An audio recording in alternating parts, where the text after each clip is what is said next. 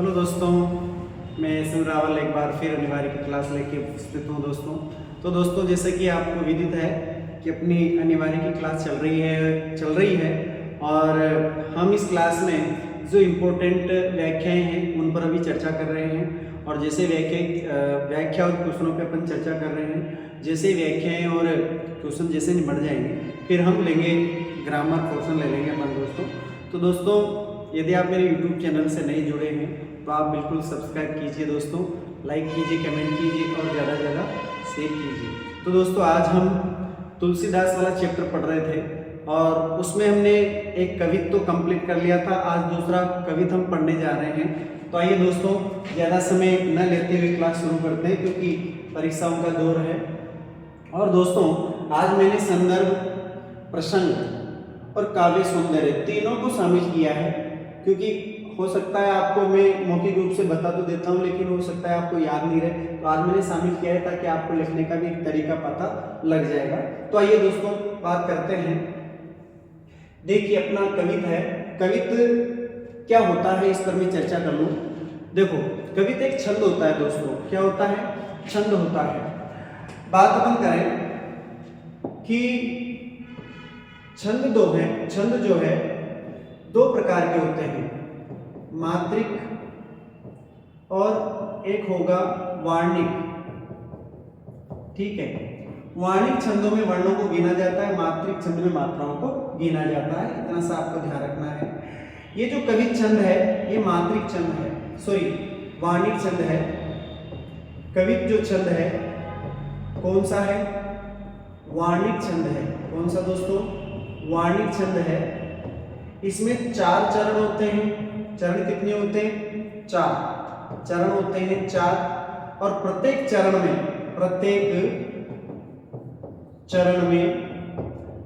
31 वर्ण होते हैं। कितने होते हैं? 31 वर्ण होते हैं। जैसा कि मैं आपको अभी बता दूं, देखो गिन के बताता हूं आपको कैसे होते हैं। देखिए, बात अमल करें।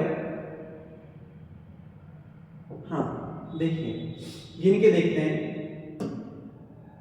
1 2 3 4 5 6 7 8 9 10 11 12 13 14 15 16 17 18 19 20 21 22 23 24 25 26 27 28 29 30 और 31, यानी कि एक चरण हो गया। यहाँ पे जहाँ पूर्ण विराम आया वहां पर एक चरण हो गया। इस तरह से आप गिन सकते हैं कि इसमें क्या होगा, 4 चरण होंगे और प्रत्येक चरण में 31 वर्ण होंगे। और जो कवित्व छंद होता है ये कौन सा छंद होता है? वार्णिक छंद होता है। अब बात अपन करते हैं इसकी व्याख्या के। तो दोस्तों, इस छंद में, इस कवित्व में कवि ने तत्कालीन समय की, अपने समय की जो बेरोजगारी है, भूखमरी है, उस समय समाज के अंदर जो बेरोजगारी है, बेरोजगारी व्याप्त थी, भूखमरी व्याप्त थी, गरीबी व्याप्त थी, उसी का इसमें क्या किया गया है? वर्णन किया गया है। अब देखिए दोस्तों, संदर्भ यदि आप लिखना चाहेंगे तो संदर्भ लिखेंगे। प्रस्तुत काव्यांश हमारी पाठ्य पुस्तक आरो भाग 2 में संकलित है, जो कवि तुलसीदास द्वारा रचित कवितावली से लिया गया है। संकलित है, यहाँ पर है और जोड़ देना आप थोड़ा सा, संकलित है। ठीक है, प्रस्तुत काव्यांश हमारी पाठ्य पुस्तक आरो भाग 2 में संकलित है, जो कवि तुलसीदास द्वारा रचित कवितावली से लिया गया है। आप यहाँ जो और जोड़ देना, जो कवि तुलसीदास द्वारा रचित कवितावली से लिया गया है। ये आपका संदर्भ हो जाएगा। संदर्भ के बाद बात करते हैं तो आते हैं किस पर? प्रसंग पर। इस अंश में कवि ने तत्कालीन समय की गरीबी व बेरोजगारी का वर्णन किया है। बिल्कुल इजी वे में आप इसको याद रख सकते हो दोस्तों। मैंने संदर्भ और प्रसंग बिल्कुल शॉर्ट एंड स्वीट तैयार किया है। और ये जो पैराग्राफ है ये भी माध्यमिक शिक्षा बोर्ड अभी बात करते हैं उसमें आ चुका है, 2015 के अंदर ये आ चुका है, अभी मैं बता दूं आपको। तो आप याद कर सकते हैं, प्रसंग के इस अंश में कवि ने तत्कालीन समय की गरीबी व बेरोजगारी का वर्णन किया है। इजी वे में आप याद कर सकते हैं। काव्य सौंदर्य यदि आप लिखना चाहेंगे और लिखना पड़ेगा, इसे 3-4 बिंदु आपको लिखने हैं दोस्तों, विधिक 3-4 बिंदु आपको लिखने हैं। और मैंने बड़ी सरल भाषा में वाक्य तैयार किए हैं। देखिए, आप लिख सकते हो काव्य सौंदर्य में पहला बिंदु, कवि ने अपने समय की भयंकर गरीबी व बेरोजगारी को चित्रित किया है। ठीक है, कवि तुलसीदास को तत्कालीन समाज की आर्थिक और सामाजिक स्थिति की बहुत अच्छी समझ है, बिल्कुल, तभी तो ये लिखा है। अपने समय की आर्थिक स्थिति का उनको ज्ञान था, सामाजिक स्थिति का, समाज का उनको ज्ञान था, सामाजिक स्थिति का उनको ज्ञान था, तभी तो कवि ने लिखा है। और प्रस्तुत अंश में ब्रजभाषा, कवि छंद, करुण रस, प्रसाद, काव्य गुण, पांचाल रीति का प्रयोग हुआ है। और दारिद्र दशानन और दुरित दहन में रूपक अलंकार का प्रयोग हुआ है। इतना कुछ आप लिख दोगे बोलते दोस्तों व्याख्या में, 6 नंबर की व्याख्या आपकी आती है। ठीक है, अब बात करते हैं पैराग्राफ की व्याख्या करते हैं। देखिए, खेती में किसान को भिखारी को न भीख बली। कवि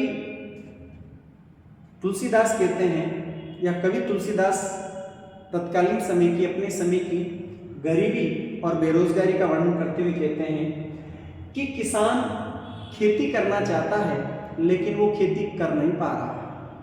क्यों? क्योंकि उसके पास खेती करने के साधन उपलब्ध नहीं है, गरीबी इतनी ज्यादा है। भिखारी को न भीख बली, जो भिखारी भीख मांग करके जीवन व्यतीत करते थे उनको भी भीख नहीं मिल पा रही है। क्यों? क्योंकि समाज ही गरीब हो चुका है। जब समाज के पास ही कुछ नहीं बचा तो भिखारी को देंगे क्या? ठीक है। बनिक को बनिज न चाकर को चाकरी, व्यापारी बेचारा व्यापार नहीं कर पा रहा। नौकर जो नौकरी करते हुए क्या करता है, अपने जीवन को व्यतीत करता है, वो नौकरी की तलाश कर रहा है लेकिन उसको नौकरी प्राप्त नहीं हो रही है।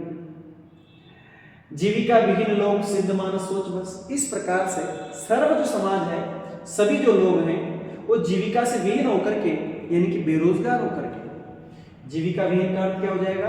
बेरोजगार होकर के, सिद्ध मानस सोच बस, दुखी होकर के सोच रहे हैं, कहे एक एक सो कहां जाए क्या करें, कि इस विपरीत समय में हम कहां तो जाएं और क्या करें।